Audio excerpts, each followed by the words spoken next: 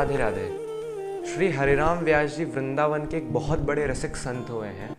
इनका जन्म बुंदेलखंड में हुआ था और भगवान शिव की आज्ञा से वृंदावन वास करने के लिए आ गए।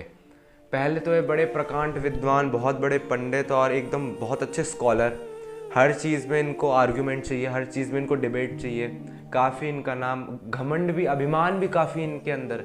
लेकिन भगवान शिव की लीला से, उनके आशीर्वाद से वृंदावन पे आए। वृंदावन में आने के बाद ये ऐसे आए कि वृंदावन के ही होके रह गए। फिर तो ये वृंदावन से बाहर ही ना जाना चाहे। ओरछा नरेश, ओरछा जो मध्य प्रदेश में पड़ता है, श्री मधुकर शाह जी जो इनके शिष्य थे, वो श्री हित हरिवंश महाप्रभु के पास आए, जिन्होंने राधा वल्लभ लाल को प्रकट किया था और उनसे आके बोला कि काफ़ी डिप्लोमेटिक उन्होंने स्टेटमेंट दिया मधुकर शाह जी ने। और उन्होंने बोला कि भगवान एक बात बताइए, क्या अकेले रह के भगवान को प्राप्त करना ज़्यादा सही है या फिर समाज में रह के सबको भगवान में लगाना ज़्यादा सही है? तो श्री हित हरिवंश महाप्रभु ने बोला कि भाई सबको लगाना भगवान में अच्छी बात है, अकेले अकेले क्या भगवान में लगो, परोपकारी जीवन है। तो मधुकर शाह जी ने बोला तो फिर आप जरा श्री हरिराम व्यास जी को समझाइए कि हमारे संग चले, ओरछा में रहेंगे तो पूरे प्रांत को, पूरे मध्य प्रदेश जो अभी मध्य प्रदेश है उसमें पूरा भक्ति का प्रचार करेंगे, कई सारे लोग भजन में लगेंगे। यहाँ पे तो वो अकेले ही भगवान को प्राप्त कर पाएंगे।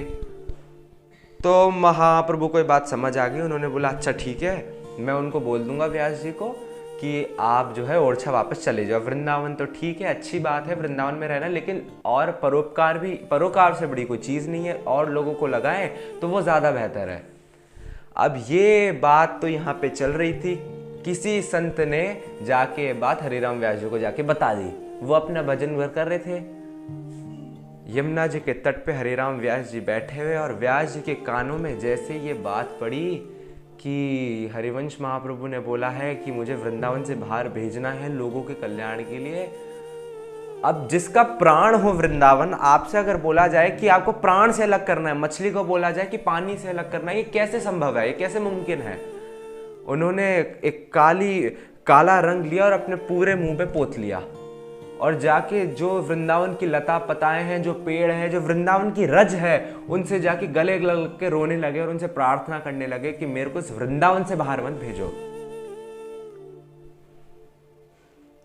अब ये सब बातें जब देखी लोगों ने कि हरिराम व्यास जी अपना मुंह काला करके इधर उधर भटक रहे हैं, जोर जोर से चिल्ला रहे हैं, रो रहे हैं, यहाँ तक कि गधा पकड़ के लिया है कि अगर मैं जाऊंगा वृंदावन से बाहर तो अपना मुंह काला करके गधे पे बैठ के जाऊंगा। तो उन्होंने जाके उनको ये बात बताई हरिवंश महाप्रभु को। तो महाप्रभु को समझ आ गया कि ऐसा क्यों कर रहे हैं। महाप्रभु जी ने बोल दिया ओरछा नरेश से कि ये वृंदावन से बाहर नहीं जाएंगे, आप चले जाओ।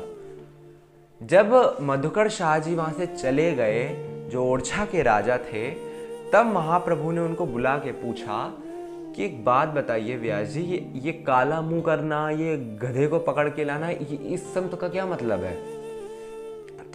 तो फिर हरिराम व्यास जी ने बोला कि जय जय गुरुदेव, आप एक तरफ तो मुझे वृंदावन की महिमा बताते हैं और दूसरी तरफ वृंदावन से बाहर भेजना चाहते हैं।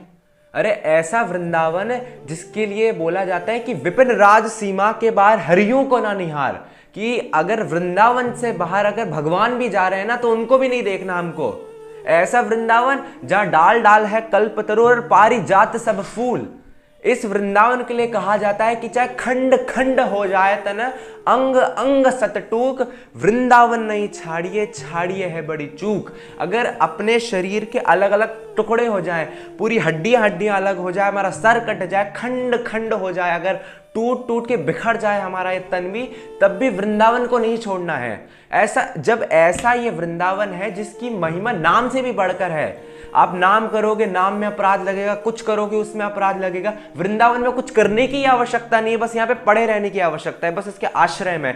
बाकी आप चाहे कुछ करो चाहे मत करो, उससे कोई लेना देना ही नहीं है। ये वृंदावन का स्वभाव है। ये एक माँ की तरह पालता है अपने बच्चों को। जो वृंदावन वास कर लेता है, जो वृंदावन की परिधि में आ जाता है, वो मनुष्य हो, पशु हो, पक्षी हो, वृक्ष हो, जड़ हो, कुछ भी हो, वो अपने एक बच्चे की तरह पालता है कि कुछ भी हो ये मेरा है, ये वृंदावन अपनी जिम्मेदारी ले लेता है। ऐसे वृंदावन के लिए आप बोल रहे हैं बाहर जाओ तो मेरा मुंह काला नहीं होगा तो क्या होगा? इसलिए गुरुदेव मैं अपना मुंह काला करके घटे पे बैठ के जाना चाह रहा था कि देखो, मैं लोगों को दिखाना चाह रहा था कि अगर वृंदावन से बाहर जाने की बात हुई ना तो ऐसा ही मुंह काला होगा। वृंदावन में अगर कोई आता है तो उसका चेहरा प्रफुल्लित हो जाता है, चेहरा खिल जाता है, एक अलग तेज आ जाता है, उसके जीवन में रोशनी आ जाती है। वृंदावन से बाहर जाओगे तो अंधकार ही मिलेगा गुरुदेव, और आप मुझे वृंदावन से बाहर निकालना चाह रहे थे। अब महाप्रभु के बात समझ आए कि भाई गलती तो हुई है हमसे, लेकिन अब बात यहाँ पे ये आती है जो हमारे काम की है कि भाई ऐसा क्या है वृंदावन में जो हर कोई वृंदावन, कोई भी एक बार आता है वृंदावन का ही होके रह जाता है। यहाँ के रसिक संतों ने, यहाँ के लोगों ने इतनी महिमा गाई है, वृंदावन के अलावा और किसी भूमि की तो इतनी महिमा है नहीं। ऐसा क्या है वृंदावन में? वही बिल्डिंग है, वही ईंट पत्थर है, वही रोड है, वही गाड़ियां चल रही हैं, वही सूरज उग रहा है, वही चंदा उग रहा है, लेकिन ऐसा क्या है वृंदावन में?